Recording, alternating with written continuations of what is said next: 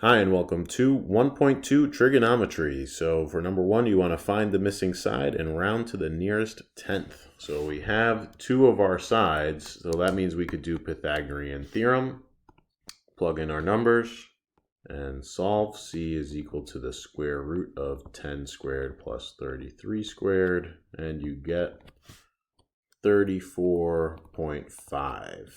Number 2, well, it might be hard to know, what am I looking for here? Remember, the side that's opposite your 90-degree angle is the hypotenuse. So again, we're looking for C. So you could write Pythagorean theorem like this, or since we're solving for C, you could do square root of a squared plus b squared. And C is equal to the square root of 13 squared plus 16 squared. So C is equal to 20.6. And now we're going to find the missing side and round to the nearest tenth. But we don't know, we only know one side length. So we can't use Pythagorean theorem. Luckily, we do know an angle. So now we have to start naming our sides. The 20, that's the hypotenuse. So we know we have the hypotenuse. And the x that we're looking for is next to the angle. It's one of the legs that makes that angle. So that's going to be your adjacent. So adjacent and hypotenuse, what are we going to use? Sine, cosine, or tangent? Remember, SOHCAHTOA. So are we going to use sine, cosine, or tangent? Which of these pairs do we have right now? Well, we have adjacent and hypotenuse. So that's going to be the cosine. So you write cosine theta is equal to adjacent over hypotenuse and start plugging in what you know. Do we know theta? Yes, it's 27 degrees. Now make sure your calculator is in degree mode when you do this. We're looking for the adjacent and the hypotenuse is 20. So the adjacent is equal to 20 times cosine 27. That's what you plug in your calculator and you get 17.8 because it says round to the nearest tenth. In this class, mostly you just round to the nearest tenth. That's fine. All right, I'll move this over a little. So again, we have a side length, but only one. But we have the angle, so we're going to have to use a trig function. So we have, again, it's kind of like a callback to the previous problem. What is x? Is x opposite, adjacent, or hypotenuse? It's opposite of the 90 degree, so that means it's the hypotenuse. So x is what we're looking for. We're looking for the hypotenuse. Now you look at this angle here. This angle is made with the hypotenuse and this leg, and we know the length of that leg. So that is going to be the adjacent. So, and then this leg would be the opposite, right? Does that make sense from here? All right, cool. So the adjacent and hypotenuse again, we're going to use cosine. Cosine theta is equal to adjacent over hypotenuse.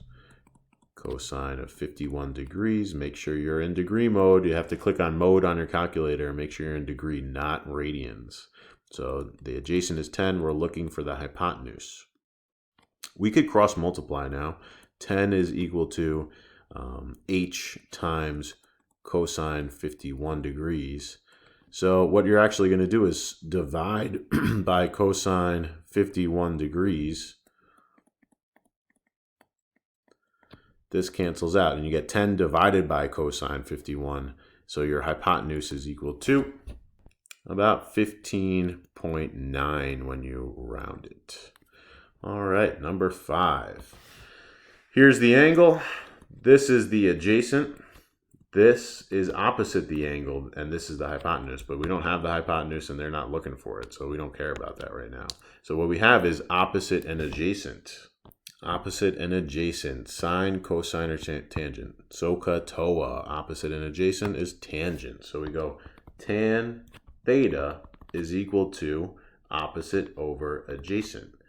Tan of the angle, 40 degrees, is equal to 20 divided by the adjacent.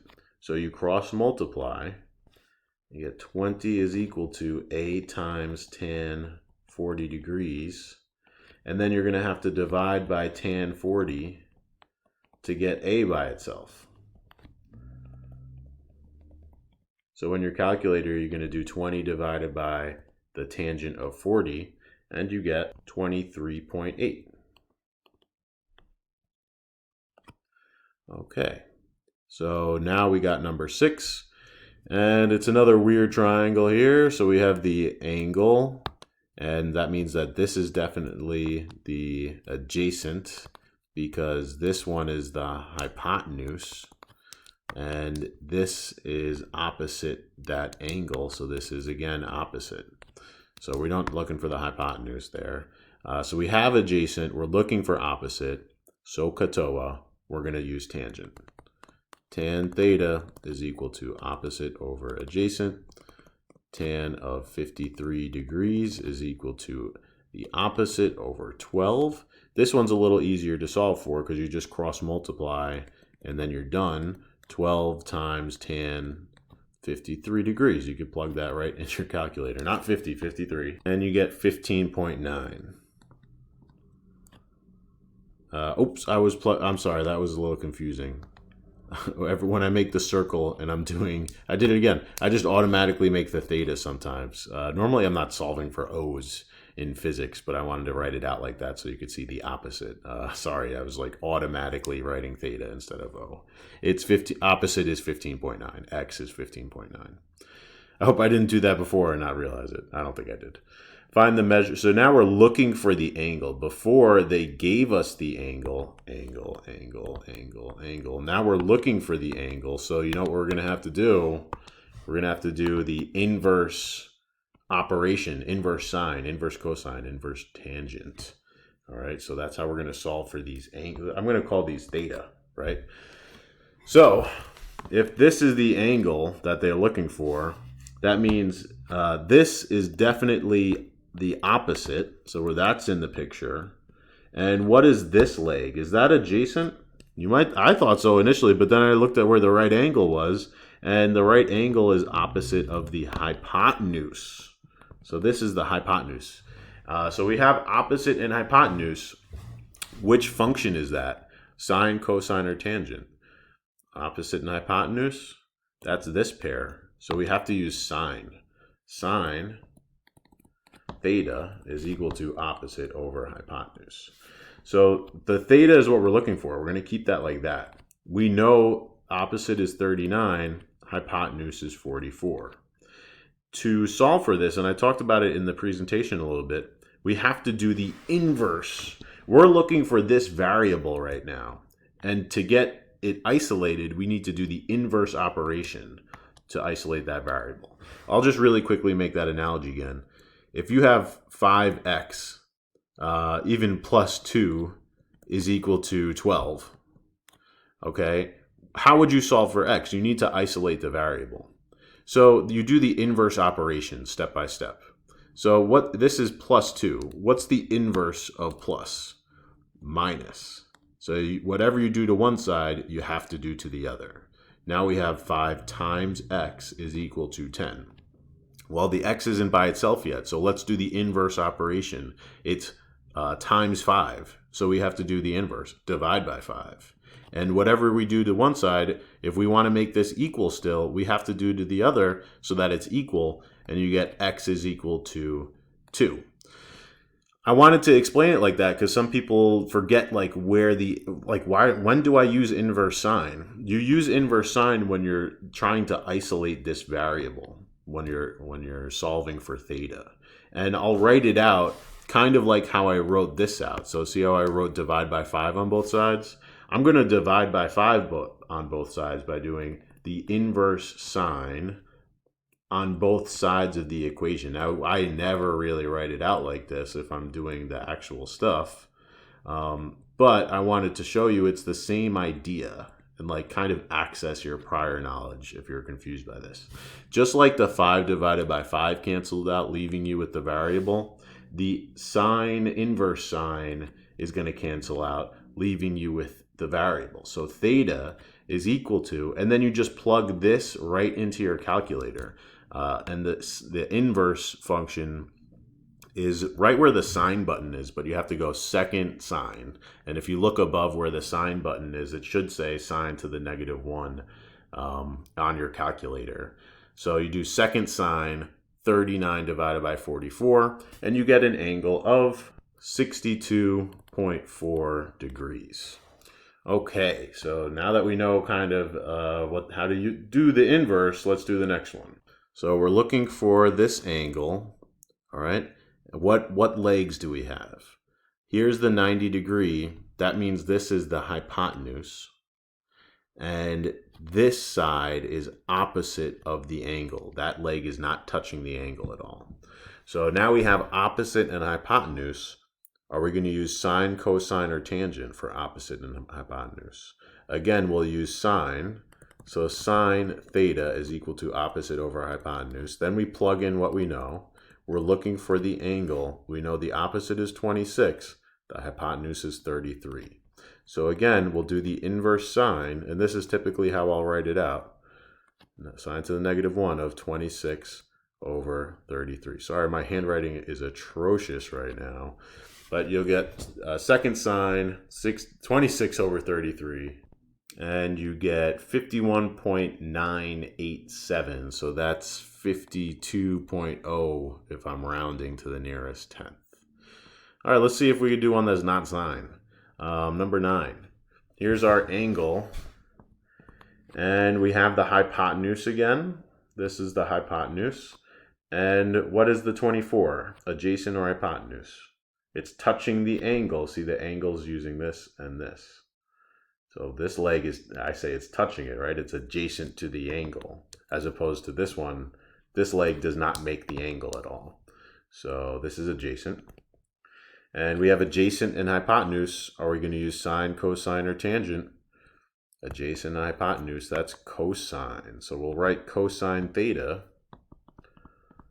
is equal to adjacent over hypotenuse. And then we'll plug in what we know. Cosine theta is equal to 24 over 36. And then we're solving for theta, so we have to do the inverse cosine on both sides to isolate the variable. And you get an angle of 48.189 or 48.2 degrees. All right, and the next one, okay, there's the angle. Again, that angle's touching this side and this side. Which side is the hypotenuse? The 23 is the hypotenuse because it's opposite the 90 degrees. The 20 is the adjacent hypotenuse. Sine, cosine, or tangent. We're going to use cosine. Cosine theta is equal to adjacent over hypotenuse. You plug in what you know. 20 over 23. Theta is equal to the inverse cosine of 20 divided by 23. And you get 29.59, so we'll call it 29.6 degrees. The last one, a 9-meter ladder rests against the side of a wall. The bottom of the ladder is 1.5 meters from the base of the wall. Determine the measure of the angle between the ladder and the ground to the nearest degree. So we're going to draw a picture here. In physics, we're calculating stuff about the physical world. And a lot of times it helps to draw a picture. So that's always a great place to start if you need help visualizing these word problems. So I just drew a wall, right? So here's the house. House, wall, shingles. Okay. Then we have a 9-meter ladder. So here's my ladder. Okay, if you want, you could draw the rungs of the ladder. And it's 9 meters long. So we'll label it on our diagram. And it says the bottom of the ladder right here is 1.5 meters from the base of the wall. Well, in our diagram, the base of the wall is right here. And that's 1.5 meters. So we could draw it like that. Look at that. It's a right triangle because hopefully your wall makes a 90-degree angle with the ground. So now we're looking for, it says determine the measure of the angle between the ladder and the ground. So the ladder is here, the ground is here. What is the angle to the nearest degree? Drawing the picture kind of helps you determine what variables they're giving. So if this is our 90-degree angle here, that means the ladder is our hypotenuse And that ground distance, if we're looking for this angle here, that's going to be the adjacent. So we have adjacent and hypotenuse. We're going to use cosine is equal to adjacent over hypotenuse. Cosine theta is equal to 1.5 over 9. Theta is equal to the inverse cosine of 1.5 over 9. And you get 80.4 degrees. And that's trigonometry. Have a great day.